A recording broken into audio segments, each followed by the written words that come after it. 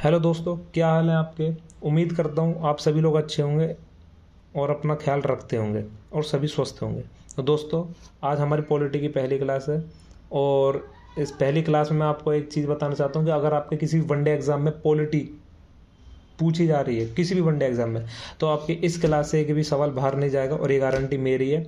अब मैं ये तो नहीं कह सकता ये क्लास, ये पूरा पॉलिटी को मैं कितने दिनों में पढ़ा पाऊंगा, लेकिन हाँ, कोशिश करूंगा जल्दी से जल्दी दिल्ली पुलिस वालों के लिए भी ये कवर हो जाए और यूपी पुलिस की भी वैकेंसी आ रही है, यूपी पुलिस वालों के लिए भी ये कवर हो जाए। और यूपी पुलिस की जो टेंडर आजकल में रिलीज़ हुआ था, उसके बारे में भी मैं आपको यूपी पुलिस के बच्चों के लिए वो वीडियो लेके आऊँगा, जिसमें मैं उन्हें बताऊँगा कि इनकी जो टेंडर प्रक्रिया है वो मतलब किस तरीके से नोटिफिकेशन आए, क्या मतलब है उसका, क्या नहीं है, भर्ती कब तक आ सकती है, और ये सब यूपी पुलिस के बच्चों के लिए मैं लेके आऊँगा। खैर, अभी हम बात करेंगे इसमें कि संविधान के बारे में।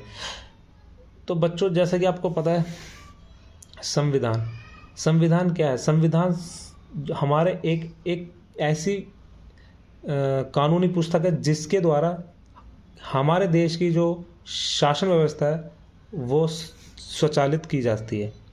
उससे बाहर हमारी सरकार नहीं चल सकती। जो भी है, सबसे ऊपर हमारा संविधान है और उससे ऊपर कोई भी नहीं। तो इसलिए संविधान क्या है। संविधान एक ऐसा दस्तावेज है जो शासन को वैधता प्रदान करता है, बट जब तक कि वह शासन उसके अनुसार कार्य करता है। इसलिए संविधान क्यों है आपको पता ही है, ताकि चीज़ें सबको समान न्याय, समान हक और ये सब वगैरह मिले। ये हम आगे पढ़ेंगे सब चीज़ें। संविधान का निर्माण मेन आता है सर। संविधान का निर्माण किसके द्वारा हुआ था। क्वेश्चन पहला ही इंपॉर्टेंट, संविधान का निर्माण संविधान सभा के द्वारा हुआ था, पूछ ले जाता है। ठीक है, आपको पता होगा कि जब दूसरा विश्व युद्ध हुआ था 1939 में, उस टाइम इंडिया शामिल नहीं होना चाहता था, लेकिन इंडिया को अंग्रेज़ों ने क्या करा, बिना पूछे ही शामिल कर लिया था, जिसके तहत सभी कांग्रेस नेताओं ने विधानसभा से इस्तीफा दे दिया था। और मुस्लिम लीग ने इस इस्तीफे वाले दिन मुक्ति दिवस मनाया था 22 दिसंबर 1939 को। या और उसके बाद जब, जैसे कि यहाँ लिखा, जब 1939 में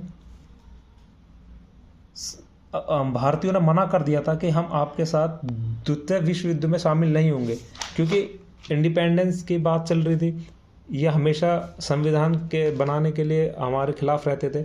तो इसलिए फिर हमने अपने 1939 में नाम वापस ले लिया और अपने सभी जितने भी हमारे नेता थे, कांग्रेस लीडर, उन्होंने इस्तीफा दे दिया था सामूहिक रूप से। तो उस दिन मुस्लिम लीग ने 22 दिसंबर 1939 को क्या करा था, सामूहिक रूप से मुक्ति दिवस मनाया था। फिर उसके बाद 8 अगस्त 1940 को अगस्त प्रस्ताव आता है। पूछ ले जाता अगस्त प्रस्ताव कब आया, 8 अगस्त 1940 को अगस्त प्रस्ताव आया। उससे दूरी दिखाने के लिए एक व्यक्तिगत सत्याग्रह हुआ था, जो कि दूसरे नाम से दिल्ली चलो मूवमेंट के नाम से भी इसको बोलते हैं। और ये 17 अक्टूबर 1940 को हुआ था महाराष्ट्र के पवनार जिले से। और इसमें स्टार्टिंग आचार्य विनोबा भावे ने करी थी और ये जवाहरलाल नेहरू इसके मुख्य दोनों नेता थे। उसके बाद हमारा 1942 में आया था क्रिप्स प्रस्ताव आया था। क्रिप्स प्रस्ताव में पहली बार ये बताया गया कि अंग्रेजों द्वारा बोला गया कि पहली बार संविधान भारतीय लोग बनाएंगे, पहली बार ये बोला गया था। लेकिन इसको उत्तर तृतीय चेक बोला महात्मा गांधी ने, और डूबती बैंक का उत्तर तृतीय चेक बोला था जवाहरलाल नेहरू ने। फिर उसके बाद 1942 9 अगस्त 1942 को भारत छोड़ो आंदोलन हो रहा था स्टार्ट, लेकिन 0 आवर ऑपरेशन चला के 9 अगस्त को जितने भी कांग्रेस के बड़े लीडर्स थे, अंग्रेजों ने उन्हें बंदी बना लिया था। उसके बाद 1945 में 4 जून 1945 को वेवेल योजना आती है। वेवेल योजना के आधार क्या थे, 4 आधार थे। वेवेल योजना का था, एक पहला कि आप नई केंद्र सरकार बनाएंगे, वॉयसराय और सेनापति ये अंग्रेज रहेंगे, बाकी सब भारतीय लोग रहेंगे। हिंदू और मुसलमान अनुपात बराबर होगा, मतलब हिंदू और मुसलमान दोनों व्यक्तियों को बराबर बराबर अनुपात में हम सीटें देंगे। तीसरा, आंदोलन के तहत गिरफ्तार लोगों को छोड़ा जाएगा। और चौथा, शिमला समझौता होगा कांग्रेस और मुस्लिम लीग के बीच, जो हुआ था 25 जून और 14 जुलाई तक जो चला था। अच्छा, ब्रिटेन में इलेक्शन हुए थे 1945 में, तो जो चर्चिल पीएम हुआ करता था पहले, वो हार गया था और उसके बाद नए पीएम बने सर क्लेमेंट एटली। उसके बाद क्लेमेंट एटली ने ये कहा था कि भारतीयों को भी आज़ाद होने का हक है। उसके बाद कैबिनेट मिशन को भेजा गया मार्च 1946 में, जिसमें 3 लोग थे, पैथिक लॉरेंस, स्टैफर्ड क्रिप्स और एवी अलेक्जेंडर। पैथिक लॉरेंस जिसमें भारतीय सचिव थे, भारत के सचिव थे पैथिक लॉरेंस और अध्यक्ष। उस टाइम टोटल सीट हमारे 389। यहाँ से क्वेश्चन पूछ ले जाता है कि हमारे जब चुनाव होने वाला था कैबिनेट मिशन के लिए तो टोटल कितनी सीट थी, तो सीट थी 389, जिसमें ब्रिटिश प्रांत को 296 मिली और 93 देशी रियासतों को सीट मिली थी। कितनी देशी रियासतों को सीट मिली? 93। और 296 सीट किसके पास थी? ब्रिटिश प्रांत के पास। इनका चुनाव होना था और इनको सिर्फ नॉमिनेशन, राजा किसी को भी भेज दे अपनी तरफ से तो इनका नॉमिनेशन होना था। मुख्यतः ये जिनका चुनाव होना था। तो 296 में भी मुस्लिम और सिखों को पृथक निर्वाचक मिला। मतलब पृथक निर्वाचक क्या होता है? जिस एरिया में इन दोनों में से जिस कम्युनिटी के लोग ज़्यादा होंगे सिर्फ उन्हीं का ही बंदा खड़ा होगा और कोई खड़ा नहीं होगा।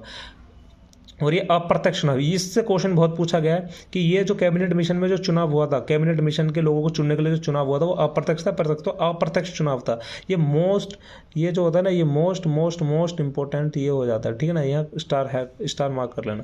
चुनाव के रिजल्ट आए थे 16 अगस्त 1946 को आया था, जिसमें 208 सीट कांग्रेस को मिली थी और 73 सीट मुस्लिम लीग को।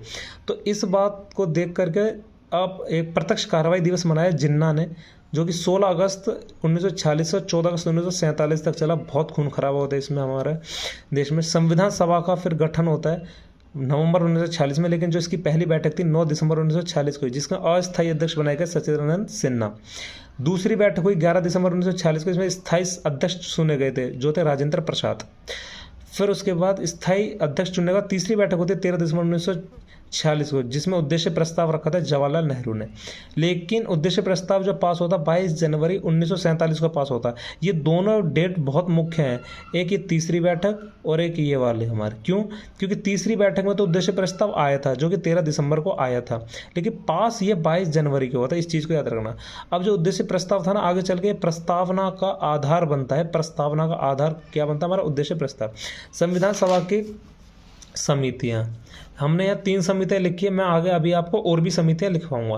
पहली संघ संविधान समिति, जवाहरलाल नेहरू अध्यक्ष थे। प्रांतीय संविधान समिति के सरदार पटेल थे। मूल अधिकार एवं अल्पसंख्यक समिति के भी सरदार पटेल हुआ करते थे। फिर उसके बाद बताओ, हमारी जो ये थी ना 29 अगस्त 1947 को प्रारूप समिति का गठन हुआ था। प्रारूप समिति वो जिसने जो कि पूरी एक संरचना तैयार कर रही थी संविधान की, जिसमें टोटल 7 लोग थे। और इसके 2 तरीके से क्वेश्चन पूछा जाता है कि प्रारूप समिति में टोटल कितने लोग थे? तो 7 लोग थे।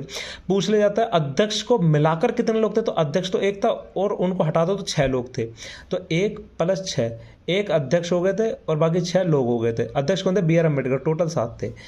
इसके 21 फरवरी 1948 को प्रारूप समिति ने तैयार किया अपना पूरा मसौदा और 8 महीने तक जनता के समक्ष रखा था।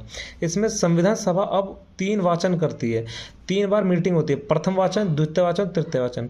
जो प्रथम वाचन था वो आपका था 4 नवंबर से 9 नवंबर 1948, आपको पता होना चाहिए। फिर था हमारा 15 क्या नाम है, नवंबर 1948 से 17 अक्टूबर 1949। ये सबसे लंबा वाचन था, द्वितीय वाचन। सबसे लंबा वाचन हमारा कौन सा था? द्वितीय वाचन। फिर तृतीय वाचन क्या था? 14 नवंबर से 26 नवंबर 1949। अब 2 क्वेश्चन आता है, एक तो आता संविधान कब पारित हुआ, एक आता संविधान कब लागू हुआ। तो संविधान अगर पारित की बात पूछे तो 26 नवंबर 1949 को संविधान पारित हुआ था और लागू हुआ था वो 26 जनवरी 1950 को हुआ था। अच्छा, 26 जनवरी 1949 को संविधान देश को सौंप दिया, पर सारे नहीं बल्कि 4 प्रावधान लागू हुए थे। अब वो 4 प्रावधान क्या है? एक नागरिकता है, एक निर्वाचन है, एक अंतरिम संसद है, एक संविधान का अस्थायी प्रावधान है। और लागू कब हुआ था? 26 जनवरी 1950। अभी मैं बताऊंगा यहाँ। 24 जनवरी 1950 को 4 चीज हुई थी। पहली, संविधान सभा की आखिरी बैठक हुई थी। राजेंद्र प्रसाद राष्ट्रपति बने थे प्रथम। जनगण मंगल को राष्ट्रगान के रूप में स्वीकार किया और वंदे मातरम को राष्ट्रीय गीत के रूप में स्वीकार किया। अगर 26 जनवरी 1950 की बात करूँ तो इस दिन भारत में संविधान पूरा लागू हो जाता पूरी तरीके से। 22 जुलाई 1947 को राष्ट्रीय ध्वज अपनाया गया था। बहुत मोस्ट इंपोर्टेंट है कि 22 जुलाई 1947 को क्या हुआ था? राष्ट्रीय ध्वज अपनाया गया था। 25 जनवरी 1950 को निर्वाचन आयुक्त नियुक्त हुए थे और जो पहले निर्वाचन आयुक्त कौन थे? आई थिंक सुकुमार सेन थे। 26 जनवरी 1950 मूल संविधान लागू हुआ। कितनी अनुसूची थी? 8, 22 भाग, 395 आर्टिकल। बनने का समय 2 साल 11 महीने 18 दिन। खर्चा 64 लाख का। संविधान सभा में महिलाएं कितनी थी? 15 महिलाएं थी। संविधान सभा के सत्र कितने थे? देखो अगर संविधान सभा के टोटल सत्र देखे जाए जो 24 जनवरी 1950 को साइन भी करे थे, इंक्लूडिंग उसको जब साइन करने बैठे थे, तो उसके हिसाब से तो 12 हो जाते हैं। अगर उसको ना गिना जाए तो 11 हो जाते हैं। अधिकतर संयुक्त प्रांत से ज़्यादा मेंबर आए थे। कौन से प्रांत से? संयुक्त प्रांत से ज़्यादा मेंबर आए थे। और कौन सी रियासत से ज़्यादा मेंबर आए थे? रियासत में आ जाए तो मैसूर रियासत से आए थे। तो थैंक यू दोस्तों, आज मैं आपको इतना ही रखूँगा। ये जानकारी को आप रिवाइज करना। अब मेरी जो अगली क्लास होगी, क्लास नंबर 2, वो आपको सोमवार को देखने को मिलेगी इसी चैनल पर। आप विजिट कर सकते हैं। अगर आपको अच्छा लगा हो टॉपिक और मेरी शुरुआत अच्छी लगी हो तो आप मुझे सपोर्ट भी कर सकते हैं इस चैनल पे। तो अब संविधान के स्रोत जो हमने कौन कौन सी चीज़ें कहाँ कहाँ से ली है, ये सारी की सारी चीज़ें मैं आपको नेक्स्ट क्लास में, नेक्स्ट लेक्चर में बताऊँगा। Thank you.